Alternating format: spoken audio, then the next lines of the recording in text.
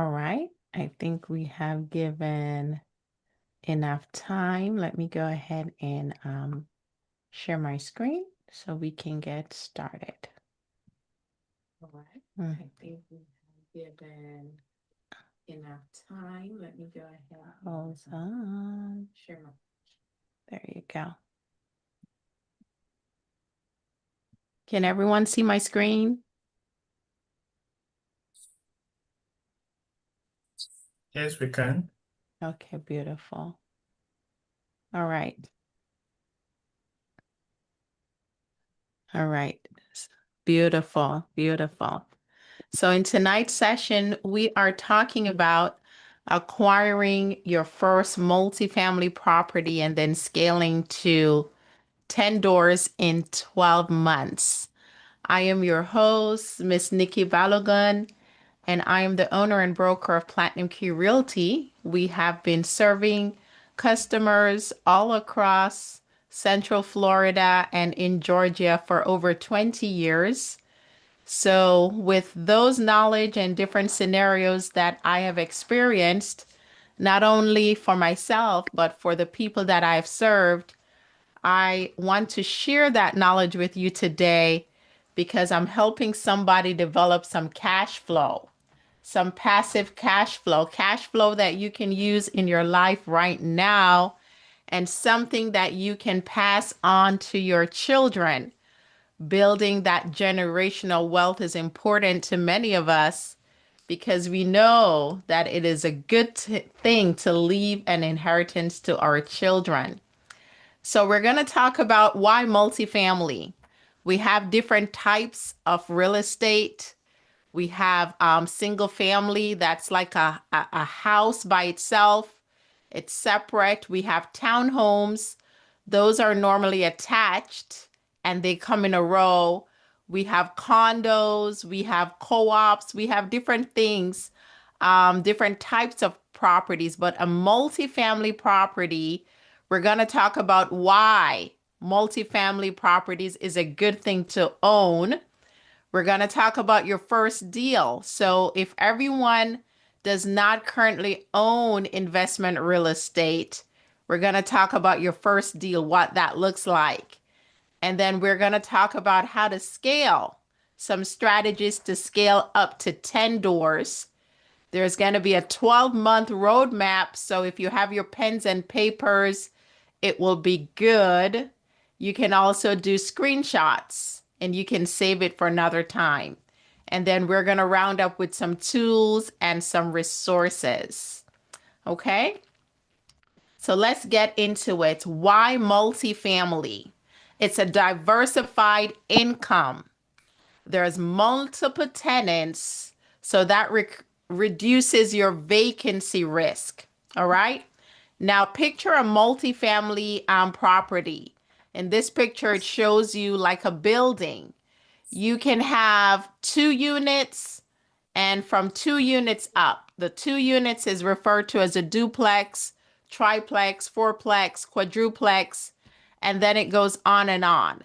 So it's one property with more than one door, meaning it has more than one um, entrances where when you enter that property, it is a standalone unit or apartment for someone to live in. So that is what is considered a multifamily property. Why I love multifamily property? Because you only need one mortgage. No matter how many units are in a building like this one here on my screen, it's just one mortgage.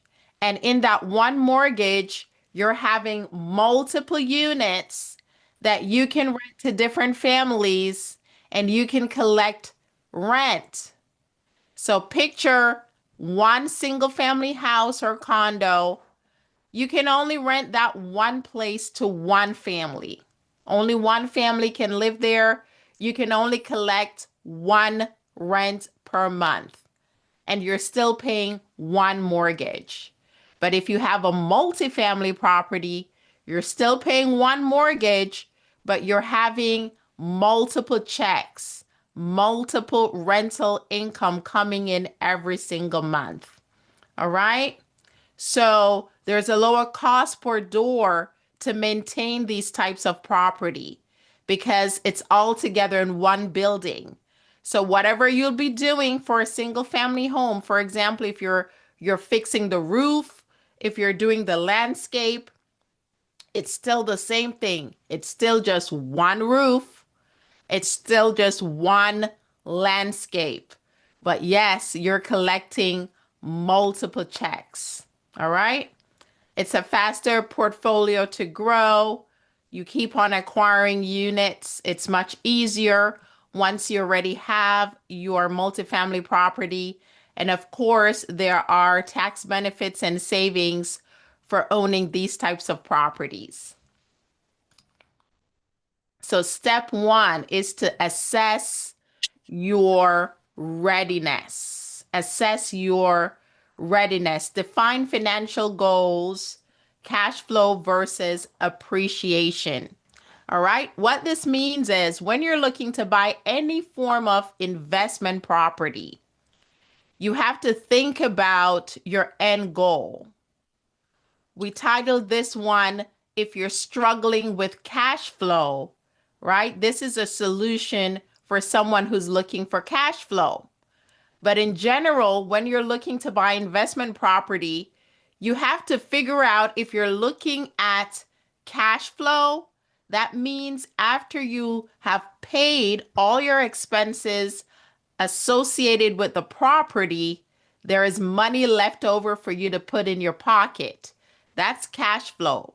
And then appreciation, that one means if you're buying a property and it's valued at 200,000 right now, in another year, it may now value 210,000. So it would have appreciated by $10,000. So then your money is in the value appreciation of the building. So this is saying define your financial goal. Is the cash flow more important to you right now? To have that cash flow coming in every single month, you need to make an extra $500, $1,000, $2,000 every month from your properties. You need that cash flow to pay some bills, or appreciation is important to you. You want the property to appreciate over time so that when you sell it, refinance it, you'll have that cash bulk at one time. Now, having both is great, but also you can go for either or. Then you have to review your credit score. We're suggesting a target credit score of at least 620. 620. So for you to get your credit score, if you're watching me tonight and you don't have an idea of where to get your credit score, the fastest place that I know is Experian.com. If you go there, you can quickly have an idea of the range of your credit score. But what I want you to keep in mind that when you get the score on Experian, it's not necessarily the same score that the mortgage broker is going to see. All right, somebody is calling in our meeting. I will tell them they have to wait. I'll be right there. All right, let me see. Are you guys still seeing my screen? Are you seeing it now, guys? Emmanuel, good? Yes, we can see it. Okay, beautiful. Sorry about that, guys. Everybody's calling now. We're live already. So I was talking about your credit score. You can go to Experian.com. You'll be able to see your credit score there. Keep in mind that whatever you're seeing on Experian or any site similar to it is not necessarily the score the mortgage broker is going to get just because they're running through their own systems for credit score. But it will at least give you an idea of where you're at if you don't know your credit score. Then where it says DTI, that means your debt to income ratios. The suggestion here is to have that under 43%. What is debt to income ratios? It's going to take all the debt that is currently on your credit report versus the amount of money you can prove in your income. All right, so the ratios between those two needs to be under 43%. And then you want to make sure that you have some kind of reserves. If you're looking to buy multifamily properties or any kind of investment property, it's very, very important that you have a contingency plan. A contingency plan to carry that mortgage, carry that note. If there is any challenge or anything happening, you want to make sure you have at least 3 to 6 months in reserves. Now, if you're getting a loan, sometimes the bank wants to see this in your account. It doesn't necessarily mean you have to use it or withdraw it from wherever you have it, but they want to see an account statement somewhere where you have 3 to 6 months of reserves that they can use to qualify you for that mortgage. And there's a reminder here about our Facebook group, Mindset Equals Money. If you're not currently a part of our Facebook group for business-minded entrepreneurs, for real estate investors, you want to go ahead and look for that group on Facebook, Mindset Equals Money. Go ahead and join that group, and you have a lot of tips, a lot of things that you can use to grow and scale your business. All right, so that's Mindset Equals Money. Now, step 2, choosing your multifamily type. So we talked a little bit about the different types of properties, the single families, the townhomes, etc. Now we're going to talk about the duplex, the triplexes, and the quadruplexes. Okay? These properties, these 3 types that I just mentioned, they are easier to finance, much easier to finance because you can use an FHA loan. If you're familiar with mortgage financing, you know FHA loans are for people that are first-time home buyers.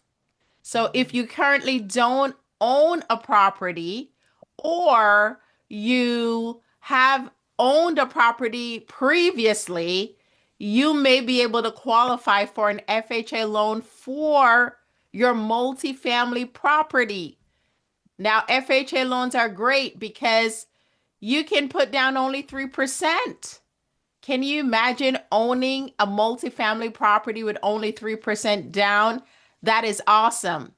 Of course, there are some different rules that goes along with it. I won't cover every rule in this particular training. If you want to learn more, you can always book a one-on-one appointment with me. I'll be happy to discuss some of these things further. But an FHA loan can be used to purchase multifamily properties. And then you have your conventional loans, which normally carry about 20-25% down. Sometimes you can find it as low as 10% or even 15% down. So these 2 types of loans are very, very easy to work with if you are purchasing duplexes, triplexes, or quadruplexes. Okay? Then some of these properties are turnkey. They have immediate cash flow potential and they have existing management in place. What does turnkey mean? The property already has tenants in it. So if you're purchasing it and you're taking it over, there is not that much to do to start making money because it already has tenants in some of the units if it's not fully occupied.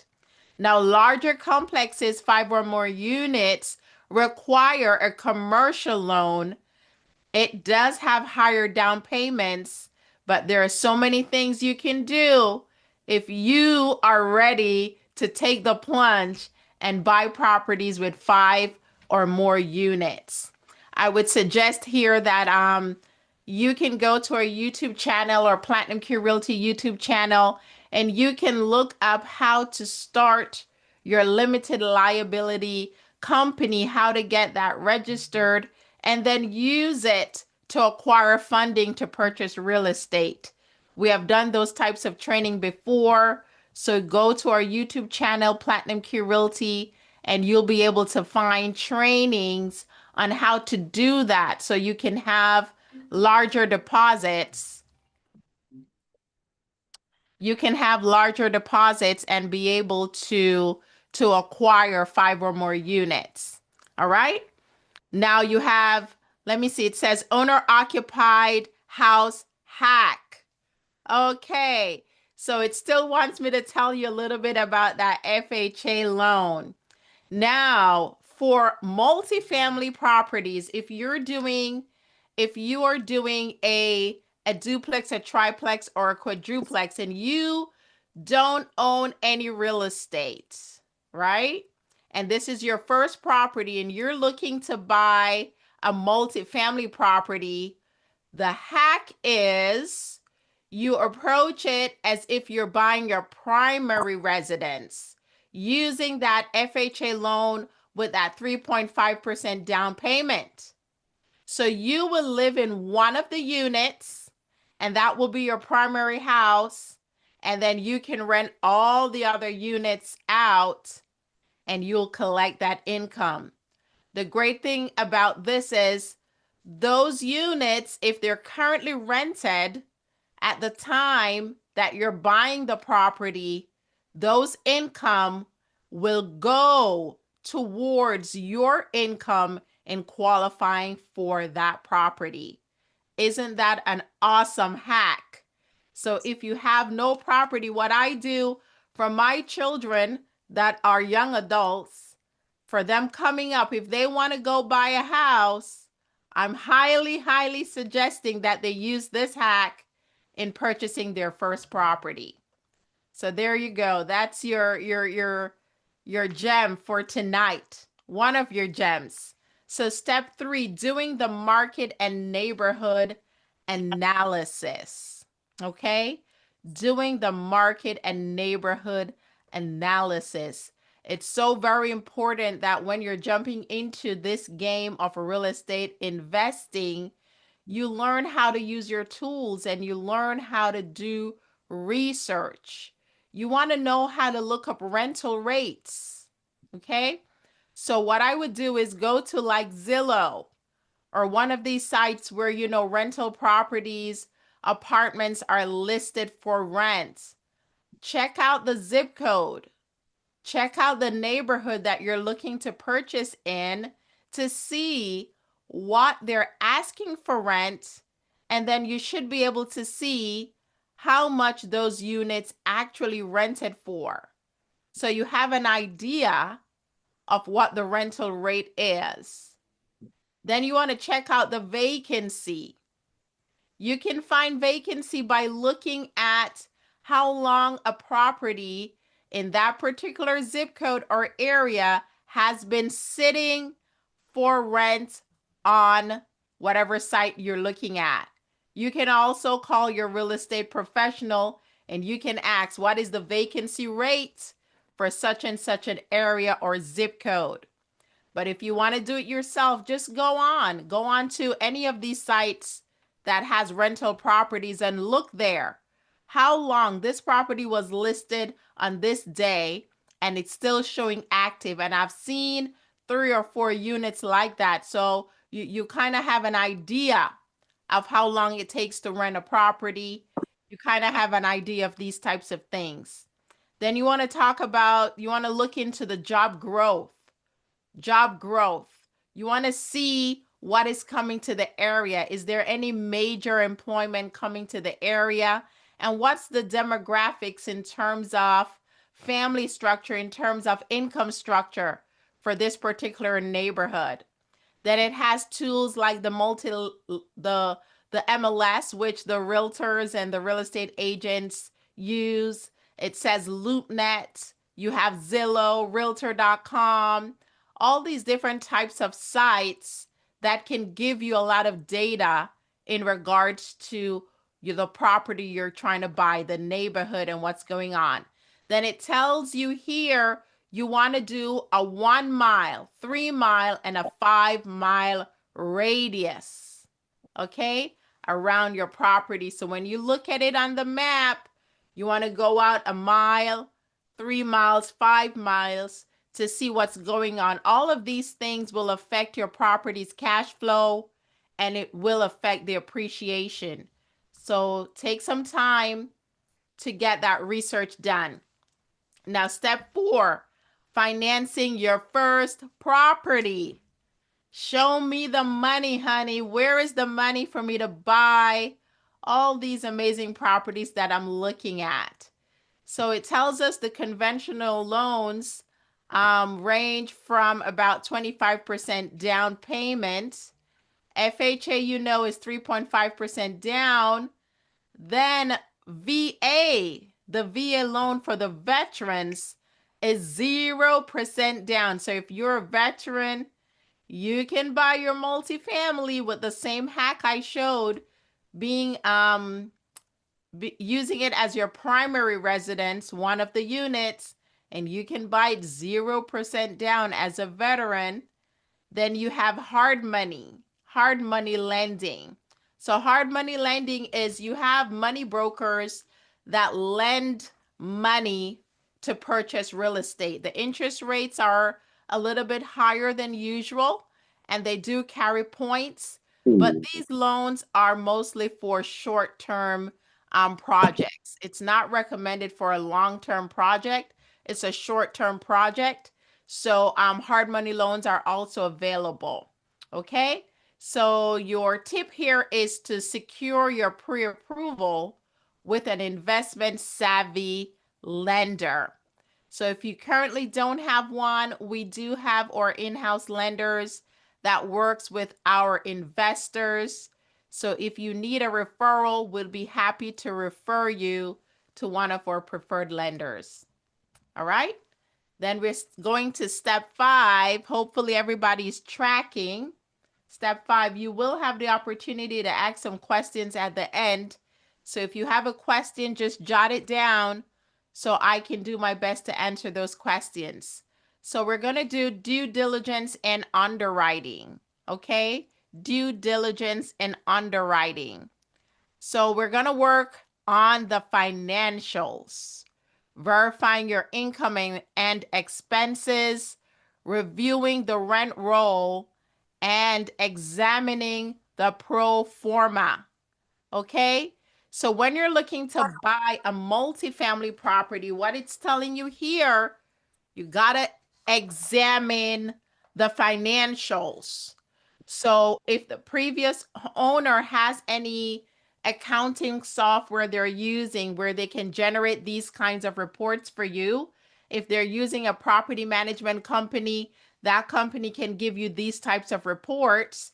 Also, if they are filing tax returns, you can ask for the tax returns so you can see these types of things which are listed on the owner's tax returns.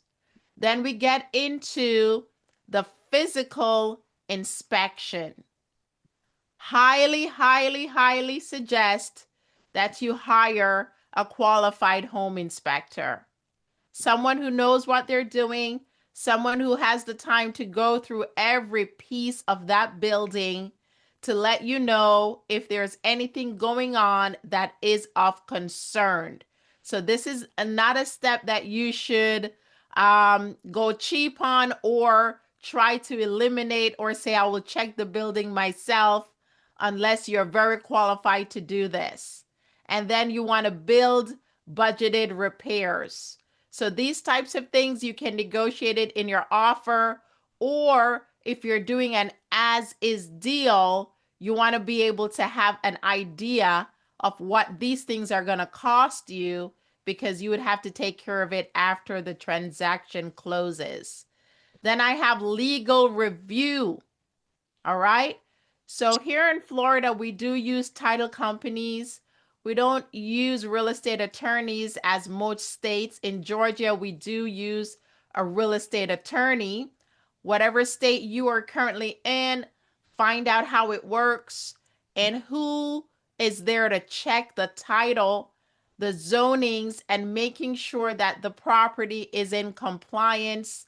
There is no open violations. There is nothing there that will give you a problem. Okay? So you want to do a legal review on your property before closing. And if you're tying up this deal with a contract, make sure it's in your contract that you're going to do these checks. And if these checks come back with anything, the owner may have the opportunity to fix it. But if it can't be fixed, you can walk away from this deal and you can get your money back. All right? You want to make sure you have all of these things in a checklist so that you don't forget any step. So this is a great section to take a screenshot, or if you're taking notes, you want to jot these things down. All right, step 6, the offer and the closing. So the offer structure for earnest money. Earnest money is your deposit. It is your good faith deposit that says, I'm making this offer, I'm giving you this money, and this is my commitment that I'm going to go through all the steps that it takes to successfully purchase this property. So the earnest money can be anywhere between 1 to 2% of the offer price, keeping in mind that you can use the earnest money to negotiate. So if you know someone else is bidding on this property and you want to show the owner that you are serious about this property, you can negotiate using the earnest money. You can bump it all the way up to 5%, depending on, how much cash you have available.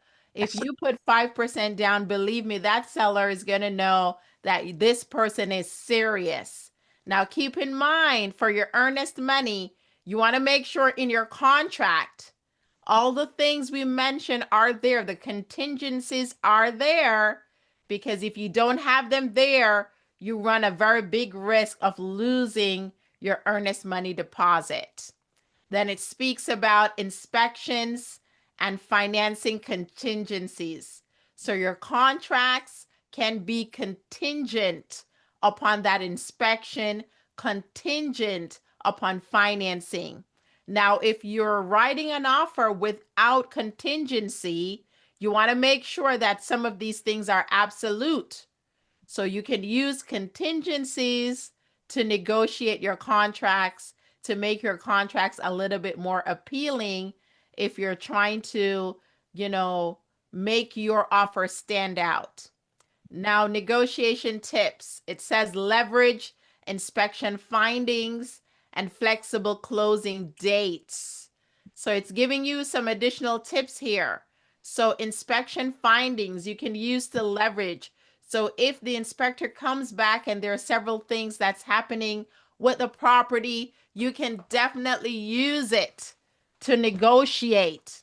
You can have flexible closing dates so that it meets the seller's needs. These are different ways in which you can negotiate your contracts. Then it talks about closing costs. You should estimate your closing costs anywhere between 2 to 5%.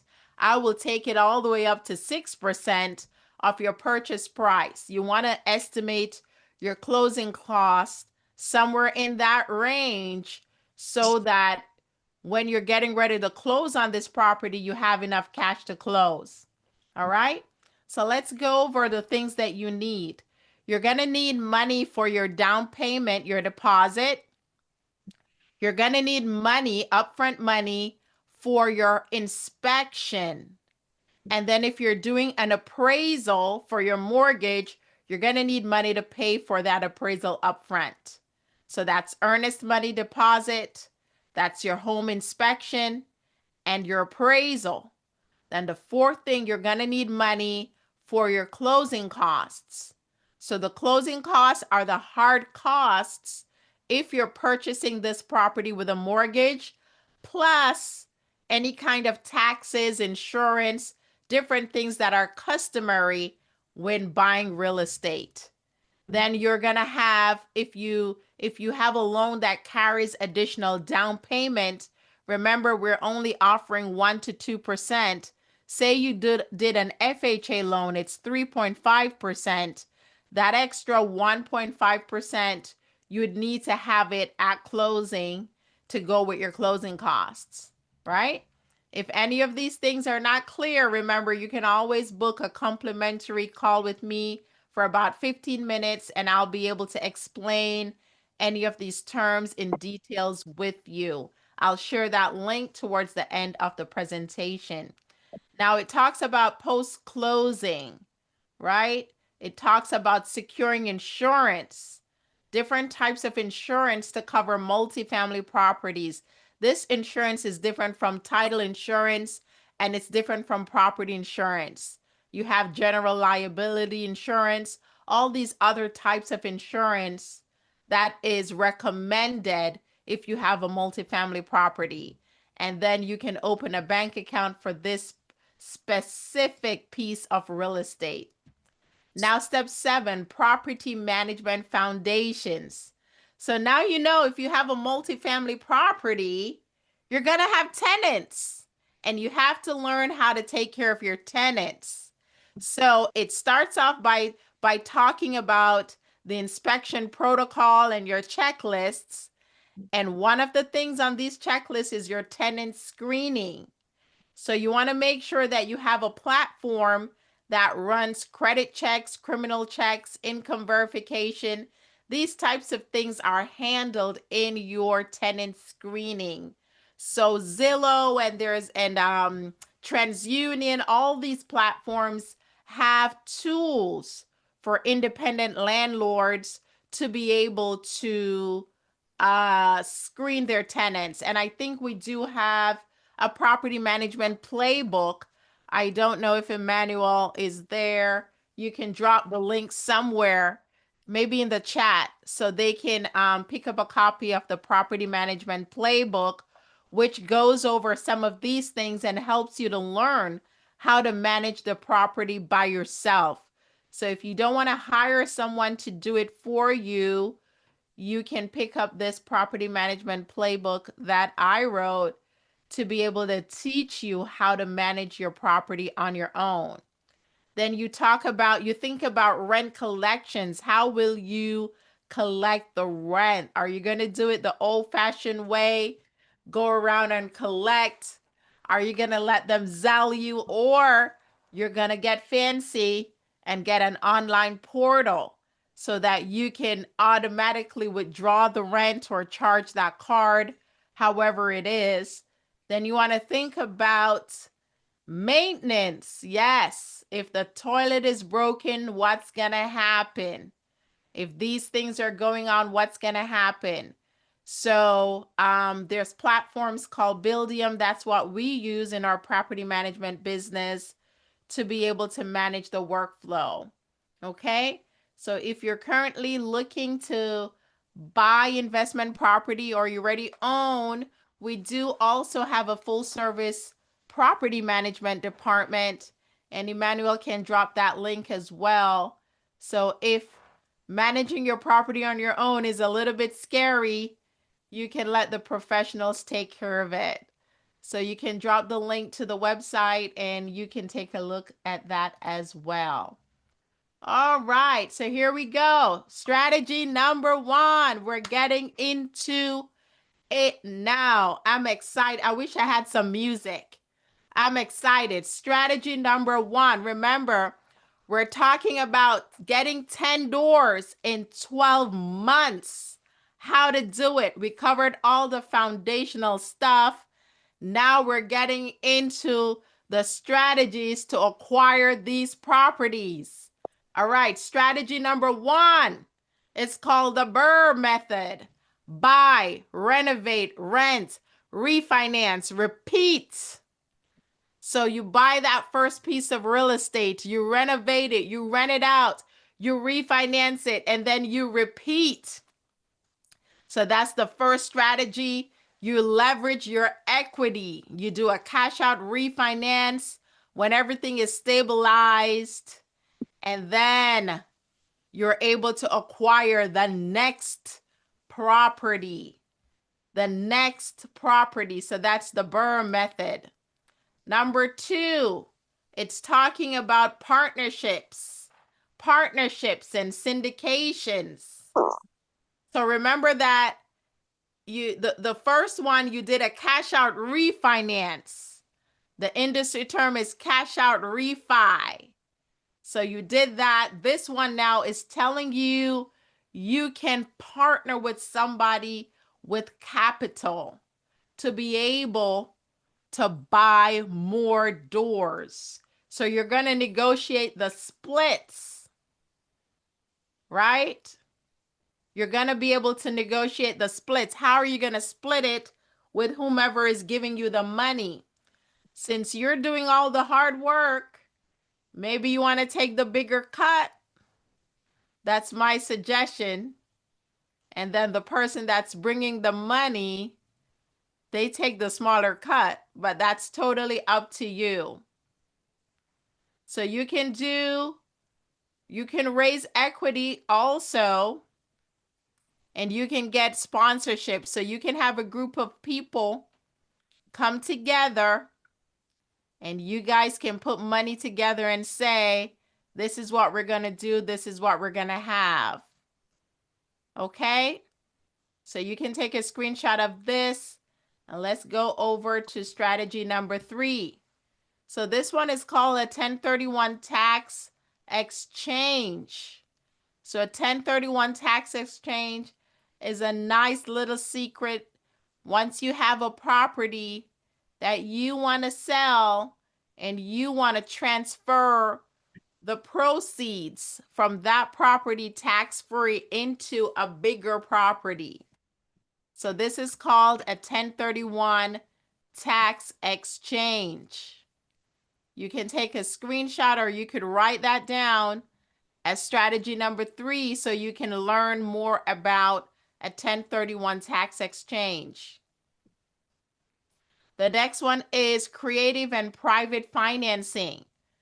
How about seller financing? Asking the seller to carry the mortgage. How about that? Negotiating the down payment and the terms and discussing the interest terms. So can you find a seller that really wants to get rid of their property, or they're using it as a retirement vehicle? So not all the time someone who is willing to do seller financing, there's a problem. They can just want to receive a check every month. They can just want to receive a check every month instead of having all that cash upfront at one time. Then they have bridge loans, which is short-term funding. That's like the hard money lending and those types of things where you acquire that money to be able to secure the property, but immediately you're going to find a more permanent solution to be able to have a better rate, a better long-term financing structure. Then it talks about private lenders. You have lenders, all they do every day is finance real estate deals. They are looking to partner with people like you, private lenders, to give you money to buy real estate. So that's strategy number 4. All right, so we're going to transition now into scaling. All right, so the first property you own builds foundation. Now, what you have to realize in this game of real estate, the more property transactions you have under your name or your company, or you can prove that you have been involved in, it's the better for you to get repeat funding. Even if you're working with a hard money lender, sometimes they want to see how experienced you are at doing this. So you have to get your first one done so you can start getting that experience.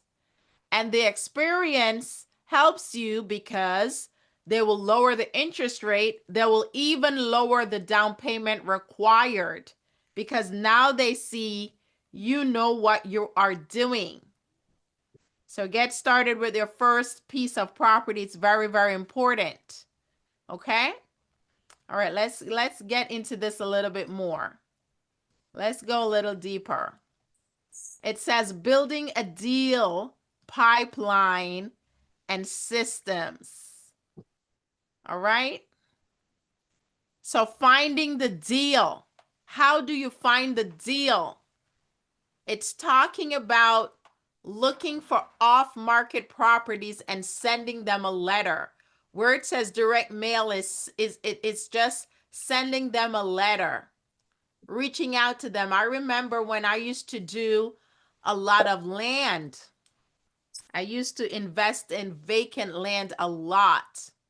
And that's exactly what I would do. I would be sending letters to Puerto Rico, to London, to Spain, not only the US, wherever the owner lives, I would send a letter. And there's different tips and tricks to cause someone to open your letter. Got to know these types of things. So I mailed a lot of letter. Now, don't mail one or two letter and think you're going to get a response from one or two.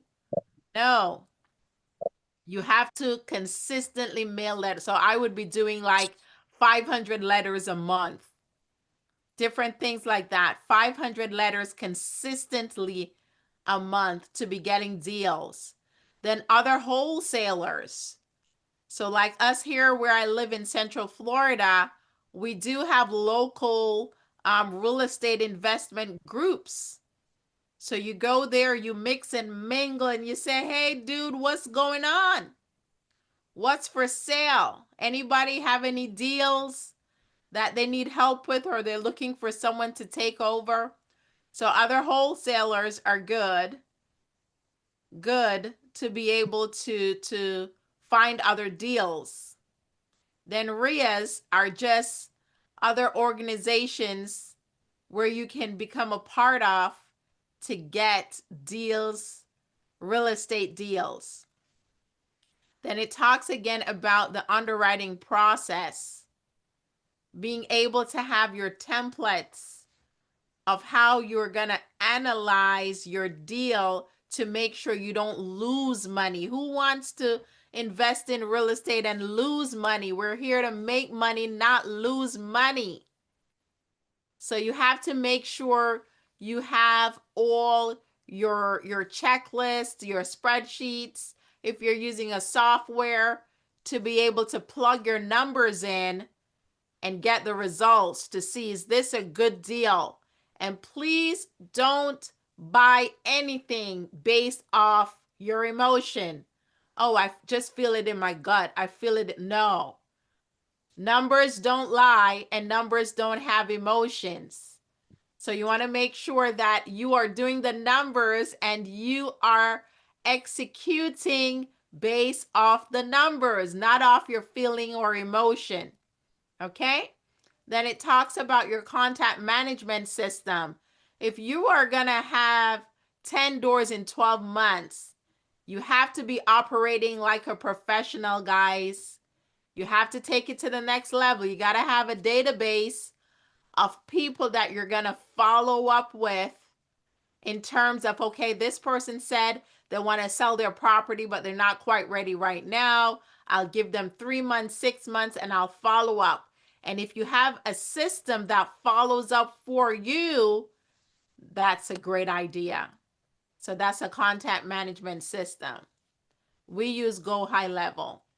Okay? Then it talks about getting your team together.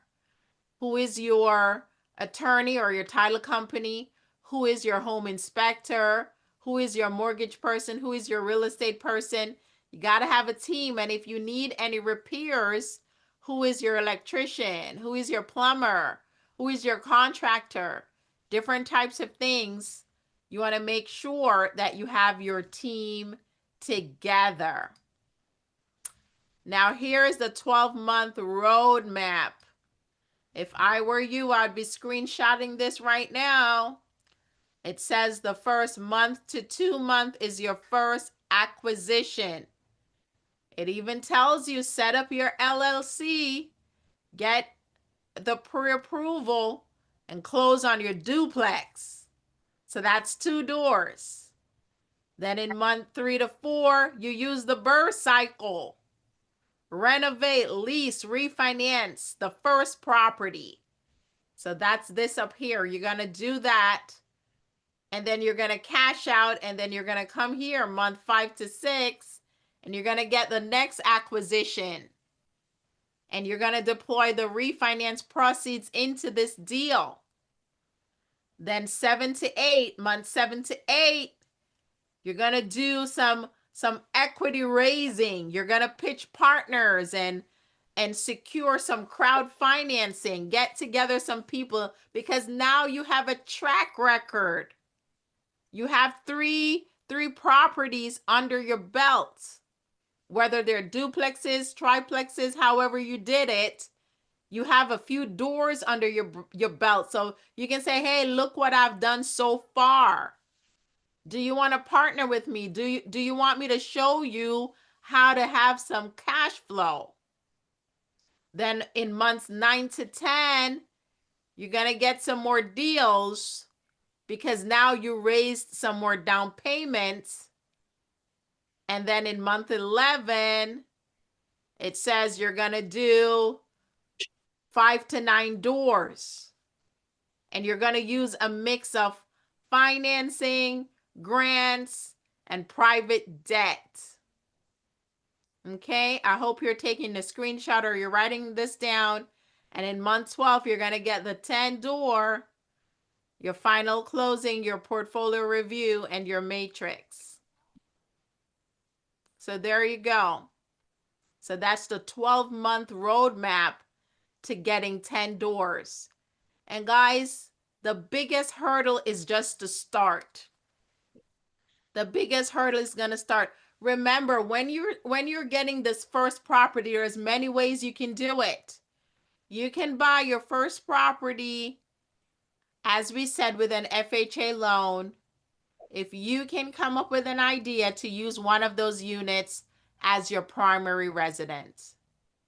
You can also set up your LLC, and you can use your LLC to purchase real estate. That means your credit doesn't really matter, or your income doesn't matter. If you're going to cause the property, there is a type of loan where the property can qualify for the financing. Okay, the property can qualify for that financing, but you run it through an LLC. Then once you get going, you'll have a property or two that you can now buy something, renovate it, lease it out, refinance, and cash out, and then you do it again.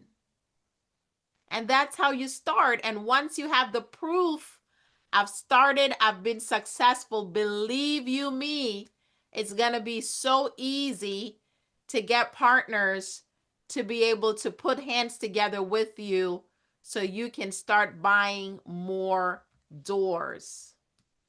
So you can buy more doors. All right. So here are some places that you need to know about: LoopNet, Zillow, your local MLS. They have Bigger Pockets Calculator, Excel Proformas, Buildium, Appfolio, QuickBooks Online. These are some things, some places that you need to know as a real estate investor, where you can quickly go and get the tools you need to be successful. Okay? So here's your action step. You're going to schedule a call with your lender. Remember, if you don't currently have a lender that works well with investor type properties, you can book a call or send us a message and we'll be able to contact you. We'll be able to get you in contact with one of our preferred lenders. All right? You're going to map out your own 12-month journey. How are you going to get this done? And then this is a nice link for you to have.